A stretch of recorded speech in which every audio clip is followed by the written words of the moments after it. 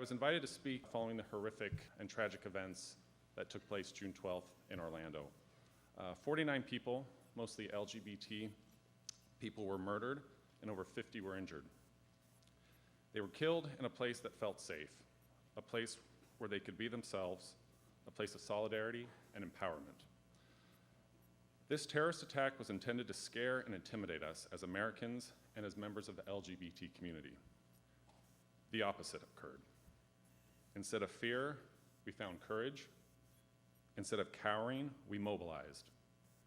Instead of division, we stand in solidarity. We in the LGBT community are no strangers to these tactics. I'd like to share with you a very brief history of the LGBT movement here in the United States.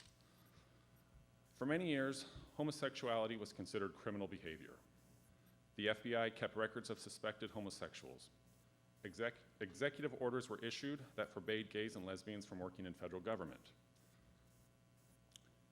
Teachers were fired simply because they were perceived as gay. Homosexuality was considered a mental disease. Lesbians, gays, and transgendered people were institutionalized. Many were forced to lead double lives.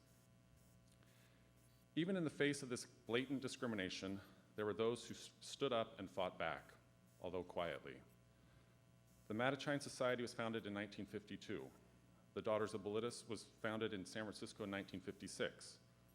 As I said, they were all done quietly and in secret. Then, in the summer of 1968, everything changed. After years of constant government-sanctioned harassment of LGBT people, we pushed back. The Stonewall Inn in New York City, gay and lesbian bar, was rioted. Thousands of people over 3 nights, LGBT people and their allies, rioted.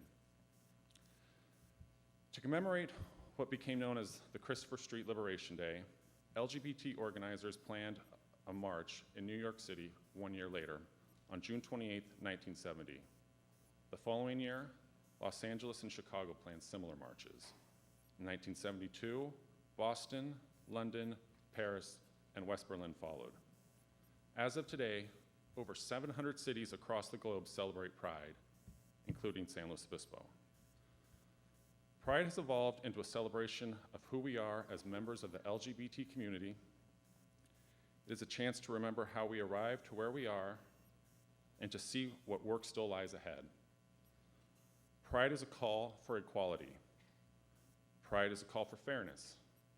Pride is a chance to find ways to create meaningful and positive change in our community, our country, and our world.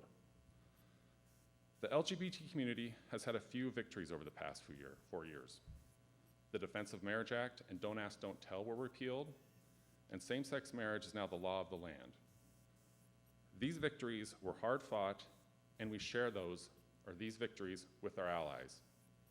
Our churches, our communities, our businesses that stood with us and who believe that we are all equal.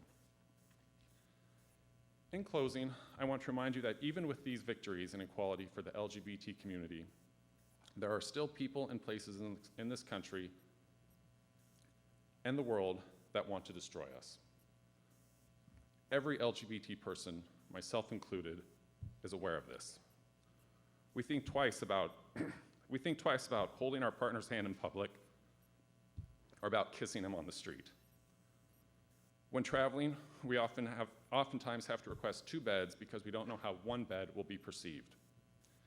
It is a sad reality for us. The attack at the Pulse Nightclub has rattled our community. LGBT nightclubs and bars were supposed to be safe. They are intended to be sanctuaries. As I mentioned, the Stonewall Inn, a gay bar, was the wellspring of our liberation. This cowardly attack on June 12th tried to take that safety away from us and replace it with fear. We are not scared. We are not intimidated. We are strong. We are resilient. We are here, and we will not back down. Thank you.